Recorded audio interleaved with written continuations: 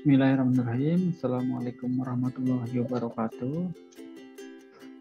Bertemu kembali dengan saya Ahmad Kusayadi di tugas media sosial pertemuan ke-12. Di presentasi ini saya akan menjelaskan tentang ilmu struktur beton. Baiklah, kita mulai aja untuk presentasinya.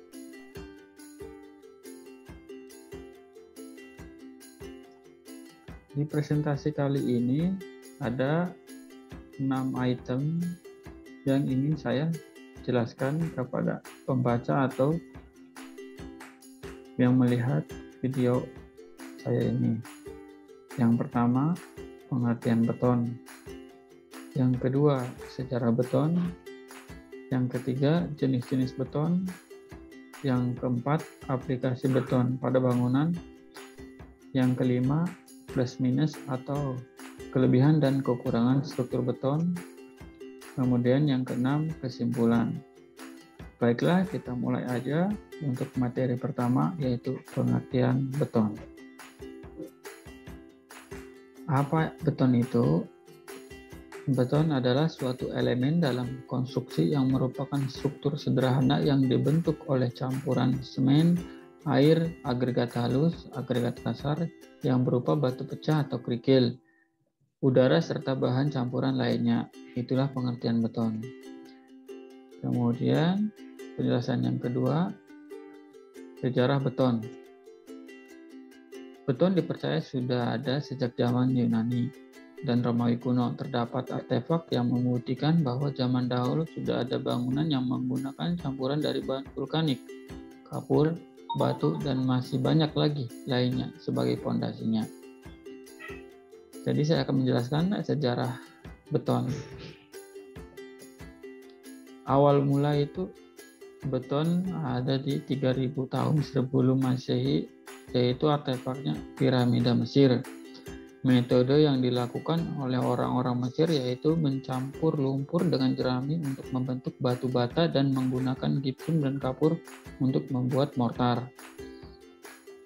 Kemudian pada tahun 300 sebelum Masehi sampai dengan 476 yaitu ada di arsitek Romawi. Dalam pembuatan beton, bangsa Romawi juga menggunakan produk hewani dalam semen mereka sebagai bentuk awal campuran. Kemudian pada tahun 1824 ada semen Portland yang diciptakan. Joseph Aspdin dari Inggris dinobatkan sebagai penemu semen Portland modern. Dia menamakan Portland semennya setelah sebuah tambang batu yang menghasilkan batu yang sangat kuat. Pada tahun 1836 pengujian semen dilakukan. Di Jerman, inilah pengujian sistematis beton yang pertama kali dilakukan pada tahun 1836. Pengujian ini mengukur kekuatan tarik dan tekan beton. Bahan utama lain dari beton adalah agregat dan termasuk pasir, batu pecah, tanah liat, dan kerikil, dan bahan lainnya. Kemudian pada tahun 1889, jembatan Danau Alford dibangun pada tahun 1889 dan dirancang oleh Ernest Leslie Rossum. Jembatan ini dibangun dari lengkungan tunggal dengan lebar berukuran 64 kaki dan panjang 20 kaki. Ransom Sharing diakui sebagai inovator beton bertulang, metode yang dinobatkan palang penguat baja per beton untuk meningkatkan kekuatannya. Kemudian pada tahun 1891 jalan beton pertama diciptakan. Jalan beton pertama dibangun di Bellefontaine di Ohio, Amerika. Jalan beton pertama yang dibangun di Amerika Serikat adalah Main Street, dibangun berdampingan dengan gedung pengadilan wilayah Logan di Bellefontaine. Pembangunan ini mengalami kontroversi sehingga harus melalui advokasi untuk beberapa tahun. Kemudian dilanjut pada tahun 1903 pembangunan gedung Ingalls. Arsitek untuk proyek Ingalls adalah W.P. Anderson dari Anderson dan Eisner. Memutuskan untuk membangun dan material beton meskipun banyak yang mengejeknya, dikarenakan takut bangunan beton tidak akan mampu menahan angin dan penyusutannya. Menurut sebagian cerita dikatakan bahwa orang-orang meyakini bahwa bangunan itu akan runtuh, sehingga ada seorang reporter lokal pernah menginap sepanjang malam di luar gedung menunggu bangunan itu jatuh. Dilanjut tahun 1908, perumahan beton pertama. Upaya pembangunan perumahan beton dimulai sekitar tahun 1908. Semen Portland mulai menjadi mode sebagai bahan konstruksi. Edison dan timnya bekerja untuk menyempurnakan formula untuk mencampur beton, campuran semen, dan bahan pengisi seperti pasir dan kerikil, dan membangun cetakan baja yang dapat digunakan kembali untuk dijadikan dinding rumah. Kemudian tahun 1913, beton ready-mix pertama.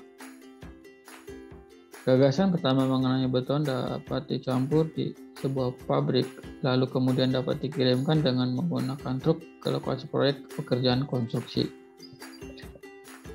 Kemudian lanjut 1915, memberikan warna pada beton. Pada tahun 1915, Lynn Mason Scofield memulai bisnis di Dearborn Street di Chicago dan kemudian berganti nama menjadi L.M. Scofield & Company.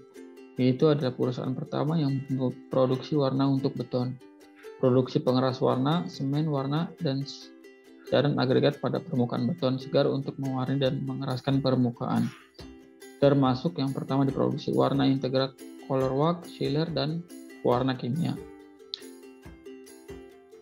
Kemudian tahun 1936, Bendungan Hoevendam. Pembuatan Bendungan Hoevendam dengan bendukan beton terletak di Sungai Colorado berbatasan dengan Arizona dan Nevada. Hingga saat ini bendungan adalah proyek beton skala terbesar yang pernah diselesaikan. Kemudian poin ketiga, jenis-jenis beton. Pertama, beton non-pasir. Jenis beton yang sering ditemui dalam berbagai pembangunan adalah beton scallop. Beton yang dapat dibuat dengan bahan agregat yang besar.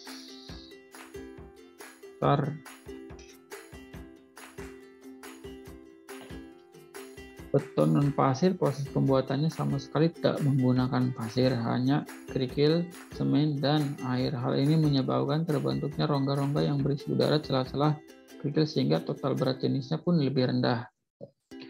Kemudian beton ringan. Beton ringan dibuat dengan memakai agregat yang berbobot ringan. Seringkali ditambahkan zat aditif yang dapat menyebabkan terbentuknya gelembung-gelembung udara di dalam adonan beton. Jenis-jenis beton yang ketiga adalah beton hampa. Beton jenis ini banyak digunakan untuk membangun gedung-gedung tinggi karena memiliki kekuatan yang cukup tinggi. Yang keempat, beton serat. Beton serat dibuat dengan menambahkan serat-serat tertentu ke dalam adonan beton seperti asbestos, plastik, kawat, baja, dan sebagainya. Yang kelima, beton mortar. Beton mortar terdiri atas mortar, pasir, dan air. Ada 3 jenis mortar yang sering digunakan antara lain semen, kapur, dan lumpur. Kemudian yang keenam, beton massa. Beton massa adalah penuangan beton yang sangat besar di atas kebutuhan rata-rata. Umumnya beton massa memiliki dimensi yang berukuran lebih dari 60 cm. Berbanding antara volume dan luas permukaannya pun sangat tinggi. Beton ini digunakan dalam pembuatan pilar-pilar bangunan, fondasi berukuran besar, dan juga bendungan. Yang ketujuh, beton bertulang. Beton bertulang adalah adukan beton yang diberi tulangan dari baja.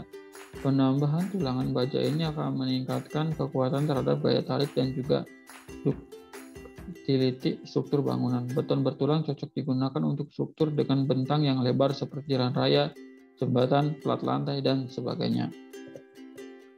Yang kedelapan, beton prategang. Beton prategang adalah beton bertulang yang tulangannya bajanya diberi tegangan lebih dahulu sebelum dicor, sehingga kuat untuk menyangga struktur dengan bentangan lebar. 9. Beton pracetak. Beton pracetak adalah beton yang dicetak terpisah di luar area pekerjaan. Hal ini biasanya dilakukan karena terbatasnya lahan area pekerjaan dan juga karena alasan kepraktisan. Pengerjaan bangunan dapat dipersingkat sehingga lebih efektif dan efisien. Dan yang terakhir adalah beton siklop. Beton jenis ini menggunakan bahan tambahan agregat yang berukuran besar sekitar 15-20 cm. Dalam adonan beton, hal ini untuk meningkatkan daya tahan beton untuk digunakan dalam pengerjaan bangunan yang bersinggungan dengan air seperti jembatan dan bendungan. Kemudian penjelasan yang keempat adalah aplikasi beton pada bangunan. Ada 5 aplikasi beton pada bangunan. Yang pertama adalah fondasi. Tentu kita sudah tidak asing lagi dengan fondasi. Jadi fondasi adalah suatu jenis konstruksi yang menjadi dasar dan fondasi ini berfungsi sebagai penopang bangunan yang ada di atasnya. Dan ini bertujuan untuk diteruskan secara bertahap dan merata ke lapisan tanah. Kemudian aplikasi yang kedua adalah T-beam atau sloof. Sloof adalah struktur bangunan yang terletak di atas fondasi bangunan. Yang ketiga, kolom. Kolom adalah batang tekan vertikal dari rangka struktur yang memikul beban dari balok. Yang keempat, balok. Balok adalah bagian dari struktural sebuah bangunan yang kaku dan dirancang untuk menanggung dan mentransfer beban menuju elemen-elemen kolom penopang. Dan terakhir adalah plat lantai. Plat lantai adalah lantai yang tidak terletak di atas tanah langsung, merupakan lantai tingkat pembatas antara tingkat yang satu dengan tingkat yang lainnya. Penjelasan yang kelima adalah plus minus struktur beton atau kelebihan dan kekurangan struktur beton. Yang saya akan jelaskan adalah kelebihan struktur beton terlebih dahulu. Kelebihan struktur beton yang pertama adalah tentu harganya relatif murah karena menggunakan bahan-bahan dasar dari bahan lokal kecuali semen Portland tentunya. Kemudian beton termasuk tahan haus dan tahan kebakaran sehingga biaya perawatan termasuk rendah. Beton termasuk bahan yang berkekuatan tekan tinggi serta mempunyai sifat tahan terhadap pengkaratan atau pembusukan oleh kondisi lingkungan. Ukuran lebih kecil jika dibandingkan dengan beton tak bertulang atau pasangan batu.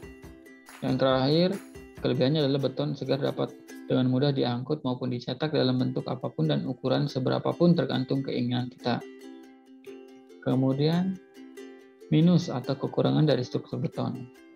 Kekurangan beton yang pertama adalah beton mempunyai kuat tarik yang rendah sehingga mudah retak. Oleh karena itu perlu diberi baja tulangan atau tulangan kasa. Yang kedua, beton segar mengerut saat pengeringan dan beton keras mengembang. Jika basah sehingga dilatasi constrained joint, perlu diadakan pada beton yang panjang atau lebar untuk memberi tempat bagi susut pengerasan dan pengembangan beton. Kemudian beton keras mengembang dan menyusut bila terjadi perubahan suhu sehingga perlu dibuatkan dilatasi expansion joint untuk mencegah terjadinya retak-retakan akibat perubahan suhu. Kemudian beton sulit untuk kedap air secara sempurna sehingga selalu dapat dimasuki air dan air yang membawa kandungan garam dapat merusakkan beton. Yang terakhir, kekurangan struktur beton adalah beton bersifat gates, tidak ductile sehingga harus dihitung dan didetail secara seksama agar setelah dikombinasikan dengan baja tulangan menjadi bersifat ductile, terutama pada struktur tahan gempa. Kemudian yang terakhir adalah kesimpulan. Kesimpulannya, beton adalah campuran antara semen, agregat halus, agregat kasar, dan air dengan atau tanpa bahan campuran tambahan yang membentuk massa padat. Bahan penyusun beton tersebut pun memiliki banyak klasifikasi yang berdasarkan kegunaan bentuk dan ukuran yang mana telah diuraikan pada bagian pembahasan. Itu saja pembahasan tentang ilmu struktur beton. Jangan lupa untuk follow akun media saya di Facebook Ahmad Kusyairi, kemudian di Instagram Ahmad_Kusyairi, dan tentu saja di channel YouTube saya Ahmad Kusyairi. Itu saja yang bisa saya sampaikan. Bila ada masukan bisa masuk di kolom komentar dan jangan lupa like dan subscribe. Terima kasih atas perhatiannya. Kurang lebihnya mohon maaf. Saya tutup. Assalamualaikum warahmatullahi wabarakatuh.